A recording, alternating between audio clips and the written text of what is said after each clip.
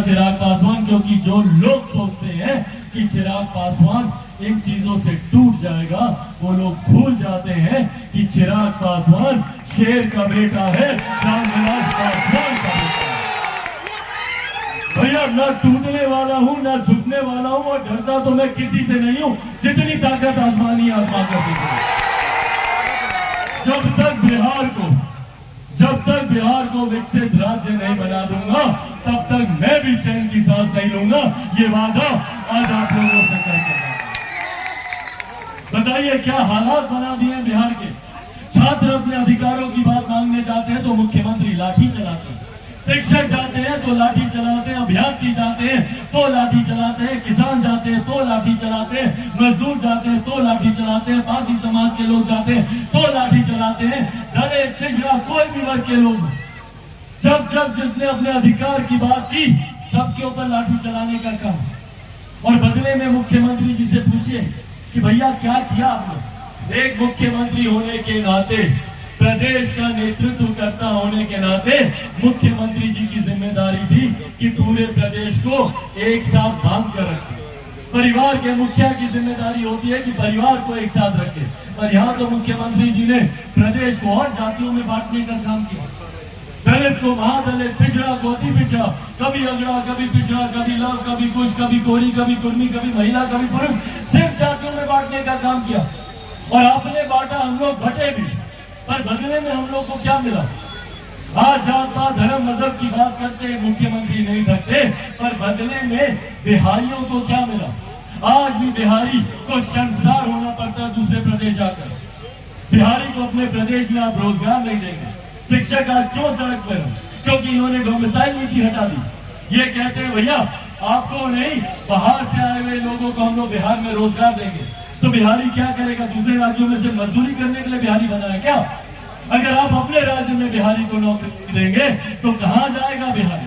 पर यह चिंता मुख्यमंत्री जी को नहीं है, उनको सिर्फ अपनी राजनीतिक रोटी सेकने की चिंता है। इस गठबंधन में रहे, उस गठबंधन में रहे, मुख्यमंत्री कैसे बने रहे, सिर्फ कुर्सी की चिंता मुख्यमंत्री नीतीश कुमार जी को सता। इसीलिए साथियों, इसीलिए आज ये आग्रह करने आया। ये समय भी बीत गया तो फिर 5 साल तक हम लोग अधर में लटके रहेंगे। चुनावी वर्ष जरूरी है ऐसे नेताओं को चुनना, ऐसे राजनीतिक दलों को चुनना जो सही मायनों में आपके हक की बात करें, आपके अधिकारों की बात करें, बिहार के सम्मान की बात करें, बिहारियों के सम्मान की बात करें। उन लोगों को आगे लाने की जरूरत है। मेरे नेता, मेरे पिता ने अपने जीवन के अंतिम क्षणों में बिहार फर्स्ट और बिहारी फर्स्ट, जो एक विकसित बिहार की नींव है, उसका वो निर्माण कर देगा। मैं चाहता हूं कि आप सबका साथ लें, ताकि बिहार फर्स्ट, बिहारी फर्स्ट को हम लोग धरातल पर लागू करा सकें। भैया जब तक बिहार फर्स्ट, बिहारी फर्स्ट लागू नहीं होगा, बिहार में कोई उद्योग नीति नहीं आने वाली। मुख्यमंत्री तो स्वयं कहते हैं भैया कि बिहार में उद्योग नहीं खुल सकते। बिहार के भूगोल को दोष देते हैं। जानते हैं ना आप लोग क्या बोले थे कि बिहार का भूगोल ऐसा है कि बिहार में उद्योग नहीं खुल सकता। मुख्यमंत्री जी, खोट बिहार के भूगोल में नहीं है, खोट मुख्यमंत्री जी की नीयत में है। वो चाहते ही नहीं है कि बिहार में, वो चाहते ही नहीं है कि बिहार में रोजगार मिले, वो चाहते ही नहीं है कि बिहार का युवा पढ़ लिख जाए, क्योंकि अगर बिहारी युवा पढ़ लिख गया तो वो भी वैसे ही सवाल करेगा जैसे आज चिराग पासवान मुख्यमंत्री जी से सवाल पूछते। इसीलिए साथियों, मैं आग्रह करने आया हूं, मैं अपनी तरफ से एक ईमानदार प्रयास कर रहा हूं और जात पात धर्म मजहब सबसे उठकर 13 करोड़ बिहारियों को आगे लेकर जाने का मैं प्रयास कर रहा हूं। और हकीकत है, जात पात धर्म मजहब से उठकर अगर पूरे हिंदुस्तान में कोई एक फर्क है, कोई एक भेद है, तो वो सिर्फ इतना कि एक अमीर जो अमीर होता जा रहा है, दूसरा गरीब जो गरीब होता जा रहा है। और इस गरीब जाति में हर जात पात धर्म मजहब के लोग, अगर एक विकसित बिहार के ना जाने कितने ऐसे साल हम लोगों ने बर्बाद किए, जिसका परिणाम है कि आजादी के 75 साल के बाद आज भी बिहार एक पिछड़ा प्रदेश कहलाता है। ये जवाबदेही तय करने का समय, ये तय करने का समय कि क्या हमें अभी भी उसी पिछड़ेपन में जीना है या सही मायनों में विकास की एक नई लकीर बिहार में हम लोग को खड़ी करना। और अगर बिहार में एक विकास की नई लकीर अगर हम लोग को खींचनी है तो उसके लिए किसके साथ या किसका साथ देना हम लोग के लिए जरूरी है। आज जो लोग बिहार की सत्ता में बैठकर बिहार में विकास की बात करते हैं, पूछे इन लोगों से, पिछले 33 सालों से यही लोग बिहार की सत्ता में काबिज रहे हैं। ये लोग और इन्हीं के घटक दल 90 के दशक से बिहार की सत्ता में रहे। और ये लोग आज जब हम लोग के बीच आते हैं तो कहते हैं भैया हम लोग बिहार में विकास करेंगे। तो पूछिए क्यों पिछले 33 साल से बिहार में विकास नहीं हुआ। आज भी अगर बिहार पिछड़े राज्यों में गिना जाता है तो उसके जिम्मेदार कौन है। आज जब मुख्यमंत्री नीतीश कुमार जी आते हैं और कहते हैं कि भैया हमें मौका दीजिए, हम बिहार में विकास करेंगे, तो पूछिए ना मुख्यमंत्री जी से कि भैया 18 साल से निरंतरता में बिहार की जनता ने आप पर भरोसा किया, बार बार परिस्थितियां कुछ भी रही आप मुख्यमंत्री बनते गए, पर इन 18 सालों में मुख्यमंत्री बनने के बावजूद क्या बदला बिहार में।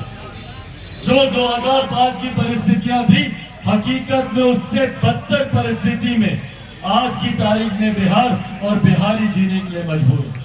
मुख्यमंत्री ने 2005 में जब पहली बार मुख्यमंत्री बनकर आए थे, 2005 में इन्होंने कहा था कि मेरा सपना है कि जो लोग बिहार से पलायन करके बिहार से बाहर गए हैं उन्हें मैं अपने प्रदेश में वापस लेकर आऊं। आंकड़े दर्शाते हैं कि 2005 से लेकर 2023 तक बिहार से पलायन रुकना तो दूर की बात है, पलायन के आंकड़ों में वृद्धि ही हुई है। तो जो मुख्यमंत्री 18 साल में अपने सपने को पूरा नहीं कर पाए, वो हम बिहारियों के सपने को क्या पूरा करेंगे, ये सवाल मुख्यमंत्री नीतीश कुमार जी से बनता है। भैया दिल्ली में मैं रहा हूँ, बंबई में मैंने काम किया, पर मैंने आज तक कभी नहीं सुना कि कोई दिल्ली का लड़का बिहार आता हो शिक्षा के लिए। आप लोगों ने सुना क्या? बंबई से कोई लड़का लड़की बिहार आया रोजगार के लिए? तो फिर क्यों सिर्फ हम बिहारियों को ही दूसरे प्रदेश जाना पड़ता है शिक्षा के लिए, रोजगार के लिए? महिलाएं हैं, बुजुर्ग हैं, इनको मैं देखता हूँ दिल्ली में एम्स के सामने लाइन लगाकर खड़े रहेंगे दिनों दिन तक डॉक्टर से मिलने के लिए। भाई ये सुख सुविधाएं हमें हमारे प्रदेश में क्यों नहीं मिल सकती? जब भारत एक साथ आजाद हुआ, भारत के तमाम प्रदेश एक साथ आजाद हुए, तो फिर क्या कारण है कि कहीं दिल्ली बंबई जैसे चमचमाते शहर बने और वहीं दूसरी तरफ हमारा बिहार प्रदेश जो आजादी के 75 साल के बाद भी पिछड़ा प्रदेश कहलाता है। आज चले जाइए, दिल्ली चले जाइए, बेंगलुरु चले जाइए, गुरुग्राम चले जाइए, नोएडा चले जाइए, तमाम राज्य चमचमाते शहर बने हुए हैं। वहां पर लोग विकास की बात करते हैं तो चर्चा करते हैं मल्टीप्लेक्सेस की, मेट्रो ट्रेन की, बुलेट ट्रेन की बात करते हैं। और बिहार में आज भी अगर हम लोग विकास की सोच रखेंगे तो हम लोग की सोच को सीमित कर दिया। कैसे हमारे गांव में कोई ट्रांसफार्मर है या कैसे घर के सामने नली गली बनी, ये विकास की सोच बनकर रह गई है बिहार में। अगर बिहार में सिर्फ नली गली और नल जल की बात करनी है तो कौन बात करेगा बिहार में आईटी जॉब की, आईटी सेक्टर बनाने की, बिहार में उद्योग को खुलवाने की, बंद पड़े उद्योगों को चालू कराने की? मुख्यमंत्री कभी बात करते हैं इस बारे में? आज क्यों मुख्यमंत्री को भैया चिराग पासवान से इतनी नफरत है? क्यों करते हैं नफरत? और अपनी नफरत को पूरा करने के लिए साम दाम दंड भेद सब लगा दिया कि किस तरीके से चिराग पासवान को समाप्त किया जाए। क्यों भैया, क्या कसूर है चिराग पासवान का? ना हमारे पास कोई आय से ज्यादा संपत्ति है, ना कोर्ट कचहरी में कोई मुकदमा चल रहा है, तो क्यों इतनी नफरत चिराग पासवान से?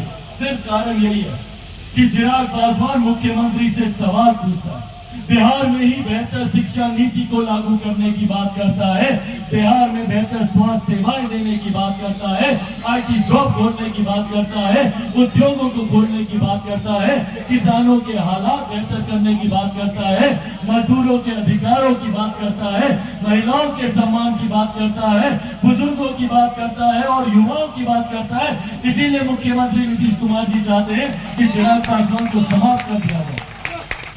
कैसे समाप्त किया जाएगा भैया?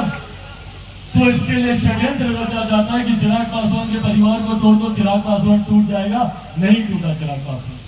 फिर षड्यंत्र रचा गया कि इसकी पार्टी को तोड़ दो, चिराग पासवान टूट जाएगा। मेरे पास खाने के लिए रोटी नहीं, रहने के लिए मकान नहीं, पहनने के लिए कपड़ा नहीं है। उसकी सोच के साथ हम लोग को आगे बढ़ने की जरूरत है। इसीलिए साथियों, मैं अपनी तरफ से पुरजोर कोशिश कर रहा हूं, पर मैं ये भी चाहूंगा और अंत में ये साथ आप लोग का मुझे चाहिए।